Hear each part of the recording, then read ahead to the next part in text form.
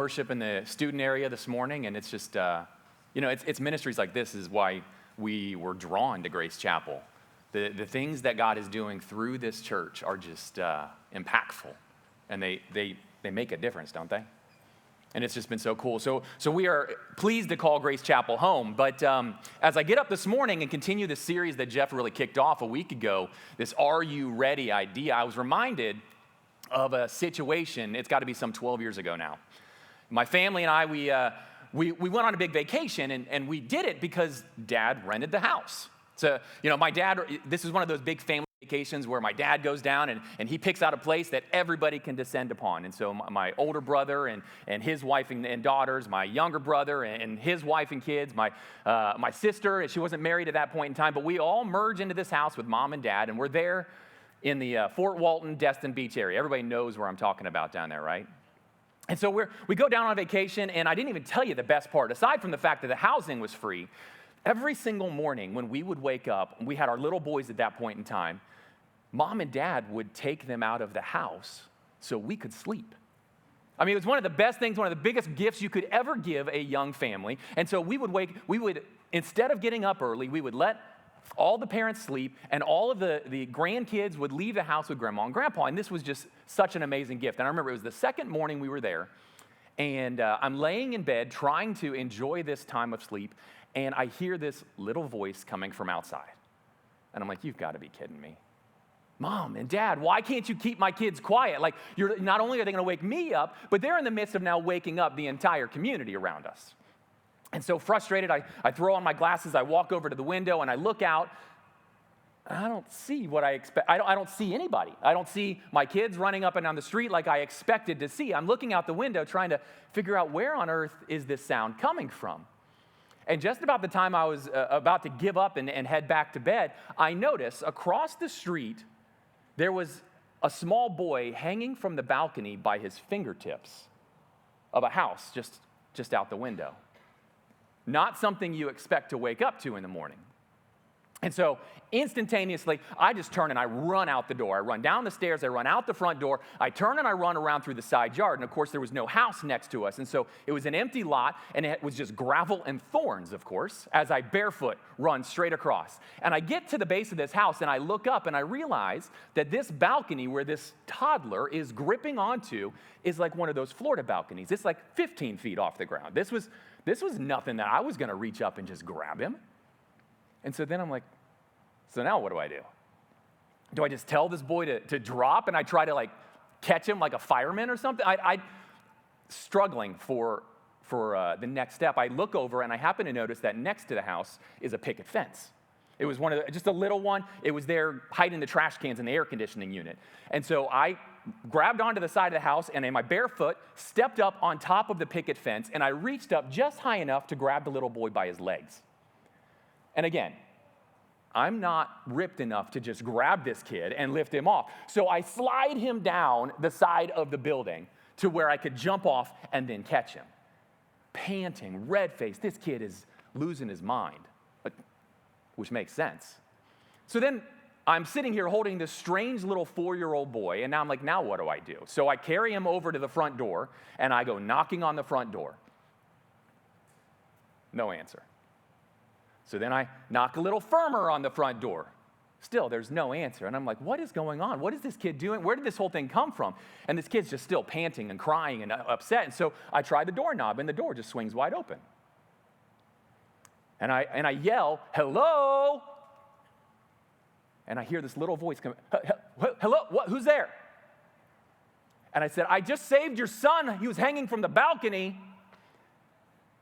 And this pregnant woman comes running to the front door. She grabs up the little boy, frantic, confused, still in her pajamas, trying to figure out what was going on. And she thanked me, and she apologized, and then she took the boy and went back inside, and that was the end of it. And I'm like, okay. And so I walk home, I go tell the story to the rest of the family, and apparently nobody else could hear this kid. My brothers and sisters, my parents, nobody else heard him. It just so happened that our bedroom was in the right spot in our house, that I was the only one that was able to hear him. And we went to the beach that morning. As we're walking back from the beach a little bit later, I look up and I see this family walking down the street. And I see the pregnant mother, and I see her husband, and I see them pulling the wagon with 2 little kids in it. And she stops me to talk, and she says, she thanked me over and over again, but she said, I wanted to let you know, like last night, we got in about 3 a.m. It was super late. We were all exhausted. We got into the new rental house. We tucked each of the kids in, and of course, I went to the balcony door, and I flipped the switch, and I checked the outside, and the knob was locked, and I closed it up. We went to bed. We didn't think anything of it. And it was great. It would have stopped any intruder trying to get in from the outside, but it doesn't stop a 4-year-old curious boy in their new vacation home because the knob still turns from the inside, even though it was locked on the outside. He opens the door. He walks outside to investigate this new vacation rental. The door closes behind him, and he's now locked outside. And so in the same way that our bedroom was strategically positioned, his bedroom was much the same way. And although he cried and he screamed and he pounded and he called for help, nobody in his home could hear him either. It was just me across the street. And I just started to wonder and think, what if I hadn't gotten out of bed? What if I had just written it off as my kids making noise and, they'll be quiet eventually? What if I hadn't gotten out of bed? I mean, this would have been a bad scenario. I don't know what kind of injuries he would have sustained, but it wouldn't have been good. And I just started thinking, this mother did everything that she could, everything that she knew to do in order to prepare for this moment. And when the moment arose, all the preparation in the world didn't have her ready. And yet at the same time, there was nothing that I could have done to prepare. I mean, you could never have predicted a moment like this to take place. And yet, when that moment came, I was ready to respond. This is an interesting situation because I think it's actually a lot like our life, that we don't know if we're going to be ready until the moment arises. We can walk through our life, we can try to prepare, we can always be on guard for what we think is going to happen next, but in all honesty, we don't know what we need to prepare for, and so we don't know if we're ready until the moment we have to respond. Until that moment the call for help comes in, how will you respond? Are you ready? And this is really what we're walking into during this next season, these next few weeks and months. We're looking at this idea of being ready to respond. And we're not talking about ready in the future, we're talking ready right now, because I know if you look around the world around us, there's a lot of people that are in need. And we are being called to respond. And the question really is, are you ready? And it may sound a little blunt and a little harsh, but ever since the day that you met Jesus, ever since that first moment that you put your trust in him, you committed to being ready. I mean, this is what Peter writes to us in verse 16 of the third chapter. He says, and if someone asks you about your hope as a believer, always be ready to explain it. He says, you have to be ready. I hope you're ready. And so this morning, are you ready to take steps of faith? Are you ready to step out boldly, confidently when that moment arises, when God calls and says, now is the time for you to step up? Are you ready to respond? I don't know what the situation is in your life. I don't know what the moment will look like in your life, and it may happen this afternoon. I don't know. But I do know that God has designed you for it, and he's been preparing you for it, and today, the question is, are you ready? You know, there are lots of areas in our life where we don't feel ready. And there are areas in our life when we will never feel ready. I can picture back 18 years old proposing to my then girlfriend, now wife. You think I was ready? I can picture signing on the dotted line for the apartment, you know, and wow, this is a big number. And I certainly didn't feel financially ready. And then you go through all these other milestones in life. You can think about your first baby. Who was ever ready for their first baby? Your toddlers, your teenagers, your college, retirement. Everybody ready for retirement? There are things in life that we never, ever, ever will feel ready for. But I absolutely know that I want God to have me ready. That when I'm sitting at Life Group and I look across the circle and I see this one couple that just needs that extra support, that I pray that I can slow down enough to realize it, that I would be ready. And I know that there's times when God will say, I want you to increase your tithe. I want you to give more than you normally would, even though maybe business isn't as good as it once was. I want you to be ready. I want to be ready to respond. When it's hard, when it takes faith, when it is a supernatural gifting of what God is doing in my life, I want to be ready to respond. I want to be ready. And as I look through Scripture, there is really one woman that exemplifies this, that really lived this out, that I think we can learn a lot from this morning. One woman that was poised with this question of, are you ready? And we can learn a lot from her response. Now, in Scripture, we know this woman as Hadassah. And Hadassah, she comes from a very interesting family. Her lineage is a lot of famous, maybe even infamous people. And it starts with Jacob. Jacob is all the way at the top of her family tree. You know, the man that once stole his brother's birthright but became Israel. And he was the father of the 12 tribes of Israel. This is a great guy to have in your family tree. And you go down and you see Benjamin's in her family tree. You fast forward a little bit, you see that even King Saul, you know, the first king of Israel, is in there. You see his son Jonathan, best friends of David, lots of interesting men. Now, Hadassah, she didn't grow up in Israel. She actually grew up in Persia because she was one of the captives that lived in this land. Hadassah was an orphan, and so she was actually raised by her cousin. Now, Hadassah is an interesting name because it's actually her Hebrew name, her given Hebrew name, and it actually means myrtle, which is a hilarious name if we think of today's culture, but that would be our English translation maybe. This is myrtle, not the turtle, but Hadassah. But myrtle means, it's actually a tree that has white flowers. And this tree actually stood as a symbol to the Hebrew people, and it was a symbol of both God's blessing on the people of Israel, as well as God's continued provision for them. And so that's what her name meant. Hadassah actually means, you are a blessing to the people of Israel, and you are a reminder that God will continue to provide. I mean, that's strong. That's something that you would want to remember, right? That's something that you would want to hold on to. Our names are really important. Now, at the same time, most of the people in this land of Persia that she grew up with, they didn't call her Hadassah. Like I said, that was her Hebrew name. In Persia, she was given a Persian name, and we know her mostly as Esther. And I can see lots of ahas. All right, so we're talking about Esther this morning. This is the topic of our study. But Esther, it's so interesting. We know her by this name, even though her given Hebrew name was Hadassah. And it says it right there in Esther chapter 2, verse 7. It gives us this clarification. And I think it's almost a disservice that we do to her. And we do it to a lot of biblical celebrities. They have one given Hebrew name, but we know them by something other than that. And I think Hadassah has that awesome meaning in it, but we know her by Esther. And Esther is actually the name meaning star, which sounds cute, until you know that this is in the honor of the goddess Ishtar, a goddess that didn't know if she was male or female, a goddess that required absolutely, unbelievably horrific and immoral acts to worship her. We'll just leave it at that. And yet that's how she was known to the people around her, that this was in honor of a pagan god, not her Hebrew God of Israel. Esther versus Hadassah. Ishtar versus Yahweh.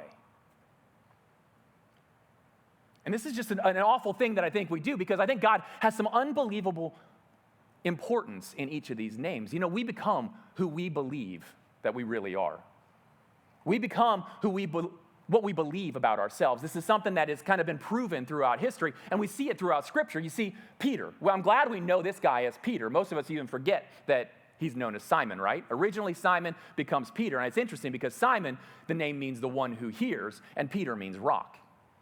And it kind of talks about his transformation story, where he goes from being the innocent bystander to the foundation of the church. And it's an awesome thing that we remember about him, but I think we do this disservice because, like I said, we become what we believe about ourselves. Now, to take that a step further, I read a study over this last couple of weeks. This study actually suggested that people all around the world, their faces actually modify to look like your name. I mean, think about that for a second. It's this interesting idea. When I heard it for the first time, I'm like, no, I don't get this. That your face actually changes to look like your name. And so they went through this study, and what they did was they went around and did a big survey, and they would hold up a photo of an adult, and they would give you 4 possible names. And they'd say, all right, who is this person? And 40% of the time, any average person on the street would be able to identify or choose the right name for that person, 40% of the time, which at first didn't sound like a whole lot. But mere chance, just closing my eyes and blindly picking one of the 4 is only a 25% chance. So you're nearly twice as likely to pick the right name based on their faith, which was interesting. But then what they did was they took thousands of photos of people along with their name, and they input it into a computer. And they used computer learning to try and assess this whole idea. And when they offered up a brand new photo, and they said, all right, based on all this other information, who is this person? The computer was now 60% accurate in picking their given birth name. And this is really interesting. And then you add onto the top of it, you're only 10% likely if it's a child's photo. Only 10% of the time can you identify a person's name looking at their face as a child, compared to 60% potentially as an adult. Our names actually have such power on us that our faces modify. Now, and as a suggestion, they said Bobs. In general, Bobs have rounder features. Bobs have rounder nose, bigger eyes. They have rounder features, which actually even looks like the name Bob, B-O-B. They said the name Elizabeth is somebody that is maybe a little more stoic, a little more stern, a little more, their hair is often very well kept. Their face doesn't smile as much. Just merely because of the name Elizabeth. Our names have power. How we are known has an unbelievable power over us. We take on the traits of who we believe we are. So then you have to wonder, have you always known that you were an accident when you were born? What kind of power does that have over you? Or do you actually know and believe that you are handcrafted in the image of God? Who are you? What do you believe about who you are? What does your name say about you? I mean, we do it in Scripture, you know, those guys, Shadrach, Meshach, and Abednego, the fiery furnace guys. These are their Babylonian names. These are the names that, in honor of the moon god Aku and the god of science, Nago. Every time they hear that name, this is what they are reminded of. And yet, their Hebrew given names were Hananiah, Mishael, and Azariah. And all 3 of these names were in honor of Yahweh, remembrance of the God of Israel, Yahweh. And I think it's interesting, too. My parents named me Matthew, which means gift of God. I mean, I don't want to grow up thinking that I am now in honor of this moon god or the god of science or whatever somebody else might choose to worship. I want to be reminded each time I hear my name of the creator of the heavens and earth. Our names are powerful and important. My 3 sons, we have Owen, which means young warrior. We have Paxton, which is peaceful. And we have Emmett, in honor of the God of the Old Testament, the God of truth, El Emet. Our names have power. Who we believe we are is unbelievably powerful. And although this woman was known as Esther to most of the world, I am convinced that her family and friends reminded her, you are Hadassah. You are a blessing to the people of Israel and a constant reminder that God will provide. You have to know today who you are, who God has designed you to be, who you are created to be. This is the beginning of our understanding of what God is doing in our lives. Your name is written in the Lamb's Book of Life. This is an important thing that we have to remember. Now, Esther chapter 2, verse 7 says that this man had a very beautiful and lovely young cousin, Hadassah, who was also called Esther. Now, this passage, along with her name, it identifies her looks. Apparently, she was a beauty. You know, I picture like the Helen of Troy, you know, the face that launched 1,000 ships, right?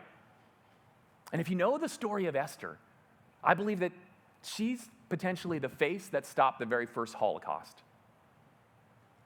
This is what took place in the life of Esther. This is what went on. And we're going to fast forward through this, just an incredibly high-level view, but it tells us in Esther chapter 3 about the events that took place. One man named Haman, very upset with a specific Jewish man, Mordecai, who was Esther's cousin, surrogate father, and he came up with this plan to exterminate them all. Esther chapter 3, verse 8 says, Then Haman approached King Xerxes and says, There's a certain race of people scattered through all the provinces of empire who keep themselves separate from everyone else. Their laws are different from those of any other people, and they refuse to obey the laws of the king. So it's not in the king's interest to let them live. See, they were all set apart. The people of Israel, they lived lives that were set apart. This is what we've been talking about over the last few weeks. But these people were marked for death merely because they were followers of God. I'll tell you, Satan's been trying to attack God's family since the very beginning, hasn't he? You can look around the world and see it's just only continuing today. Satan is trying to end God's family. And Esther, I doubt she expected it. I doubt she was walking into this morning thinking that this is what it was going to be like. But she gets to this moment, and this decree is out there that all Jews are going to be killed. Was she ready to be a blessing to the people of Israel? Was she ready to be a reminder that God will provide? And you have to read the entire story to know what's going on. But Esther is discovered by this newly divorced king. He makes her his queen. She's living in the palace. And then all of a sudden, this decree comes out. And the decree officially says, Esther chapter 3, verse 13, when the dispatchers went out by swift messengers into all the provinces of the empire, giving the order that all the Jews, young and old, including women and children, must be killed, slaughtered, and annihilated on a single day. This was scheduled to happen on March 7th on the next year. The property of the Jews would be given to those who killed them. It's starting to sound like the Hunger Games. On this one day, almost a year from now, all the Jews will be ended. And yet you're supposed to just walk through your normal daily life, go to work, do your 9 to 5, come home. This is just your normal routine. It's just next year, it's all going to come to an end. How would you do that? How could you start to live this life? What would it change in your daily? You'd stop binging the Netflix series, right? It would make you stop scrolling for just a second, wouldn't it? And yet, I was just dumbfounded by the reality of how this situation mirrors ours. Follow me if you will. Esther is in the palace. She lives in great relationship with the king, and yet this decree comes out for all the Jews. And so even though she is a Jew, she's sitting there saying, well, I have my relationship to the king. Yeah, this death warrant is out there, but it's not going to affect me. And I think for many of us sitting here today, we sit here and say, you know what? Yeah, death is real. And we know that the wages of sin is death, right? And we know that I have a relationship to Jesus the King. And so this death warrant really just doesn't affect me. It doesn't apply to me. I think this is how we walk through most of our life, unaware or almost oblivious to the fact that this reality applies to us. Death is real. Judgment is coming. The question is, are you ready? Now, granted, this is not a sermon about evangelism, although I'd be hard-pressed not to say that every sermon is really about evangelism. Every sermon should raise the importance and the level of which we feel the need to go out and make sure everybody else has a relationship with the King. This morning is not so much about that. This morning is more about us and our part. And when we are called into action, when we are invited to get involved with what God is doing, are we ready? Are we ready to respond? And so this morning, if we're sitting here too comfortable saying the reality of this impending judgment, maybe not for me, but for my family and friends around me, if we're comfortably sitting back, I want to respond to you in the exact same way that Mordecai, Esther's cousin, her like I said, her surrogate father responded to her. And it comes out of Esther chapter 4. He says, if you keep quiet at a time like this, deliverance and relief for the Jews will arise from some other place, but you and your relatives will die. Who knows if perhaps you were made queen for such a time as this? This is a famous phrase that we've heard over and over, that this idea of such a time as this. And I'll tell you, Esther was only hesitant even because she knew that she could not even approach this king. She couldn't walk into his throne room. She couldn't surprise him with a pop-in visit. Because if she did, and he didn't like what she had to say, he had the right to have her killed. If she were to just walk in there and say, hey, honey, this has to change, he had the right to have her killed if he wasn't pleased with what she had to say. And so she was hesitant, naturally. But yet the reality is this, that was God working in such a way? Was God ordaining and planning and preparing all of these things so that she was the queen at such a time as this? The one that was the blessing to the people of Israel and the one that was a reminder that God will provide. You see, God is in the midst of doing something. God has it all worked out. God is preparing and planning and bringing everything together. And this is what the Apostle Paul talked about. He walks into Athens and he sees this group of people and he is longing for them to know about the God of heaven and earth. And they're worshiping something, but they don't really know what. And so Paul then wants to clarify. So that we fast forward all the way into the book of Acts, and Paul really exemplifies this understanding of how God is at work. God has a plan. God has a purpose and a specific design that involves you. Acts chapter 17 says, the God who made the world and everything in it is the Lord of heaven and earth. And he does it. He does not live in temples built by human hands. And he's not served by human hands as if he needed anything. Rather, he himself gives everyone life and breath and everything else. From one man, he made all the nations that they should inhabit the whole earth. And he marked out their appointed times in history. He marked out their appointed times in history and the boundaries of their lands. God did this so that they would seek him and perhaps reach out for him and find him, though he's not far from any one of us. See, God is working out all the details. He's preparing you. He has a plan. The question is, will you respond? Will you respond? I mean, so often we walk through our lives and we just see the things that are taking place around us and we just kind of gloss over them. We gloss over God's hand. We gloss over his presence there. And I think it's interesting that if you actually read the entire book of Esther, it's only 10 chapters, it's not super long, but if you were to read the entire book of Esther, you will never find God's name one time. I think they just glossed right over him. I think they walked through the entire situation, all of these miraculous events, and God is never once given credit. And I think it's representative of how we treat God so frequently in our own lives. We just stumbled upon this. We just happened upon that. We just happened to be in the right place at the right time for such a time as this. God is at work. God is doing something. God is heavily involved in the events of Esther's life and the events of our life.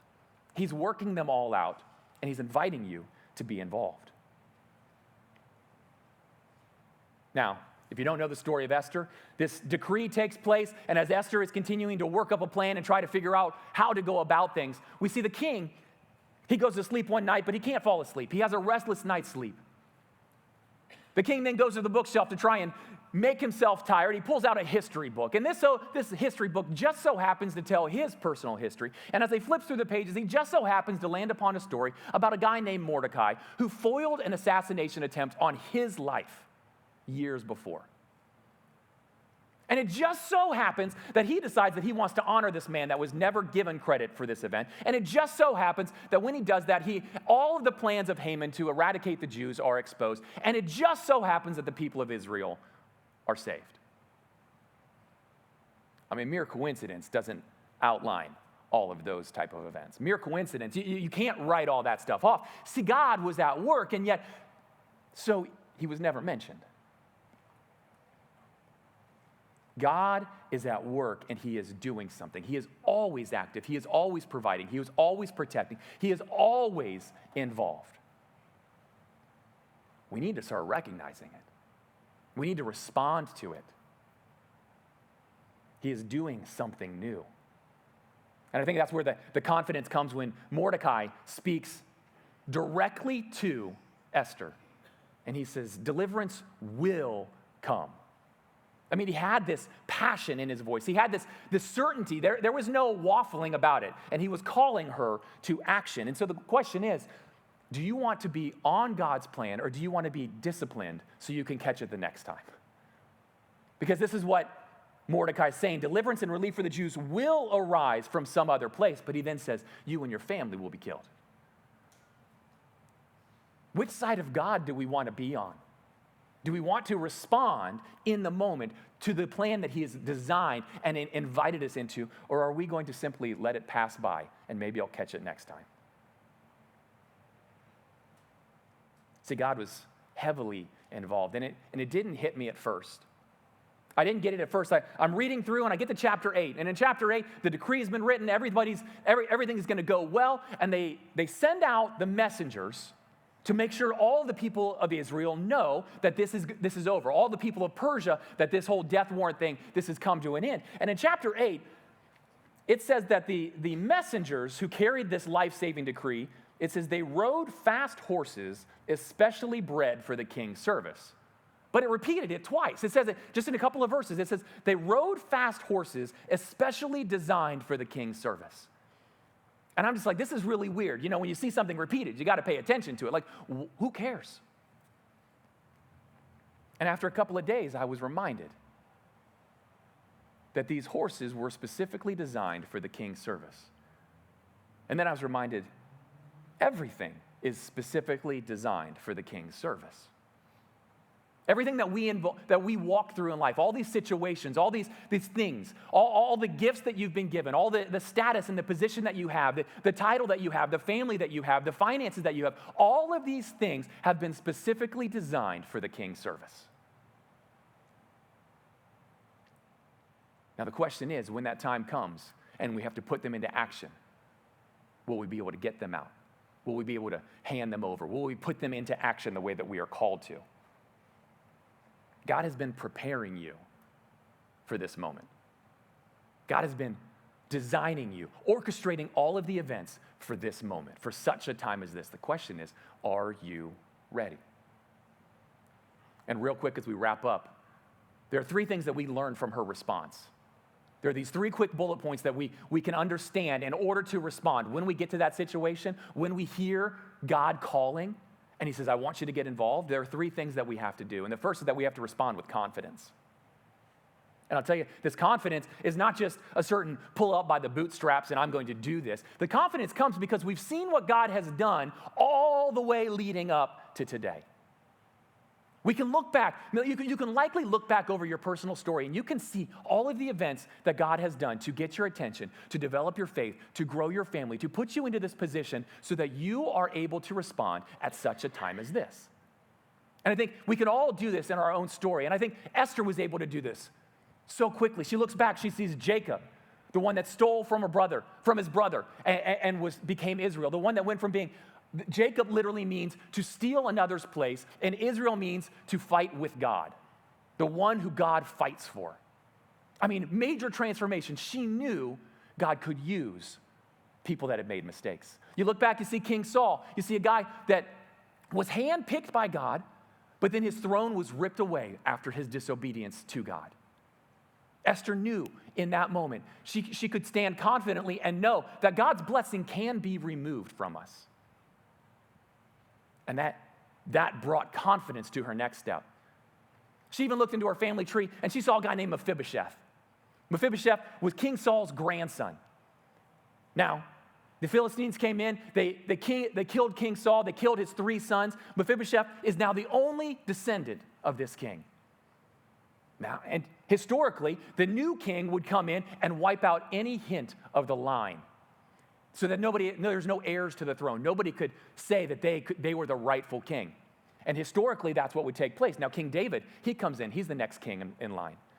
When he finds out that King Saul has a descendant, he doesn't respond by killing him.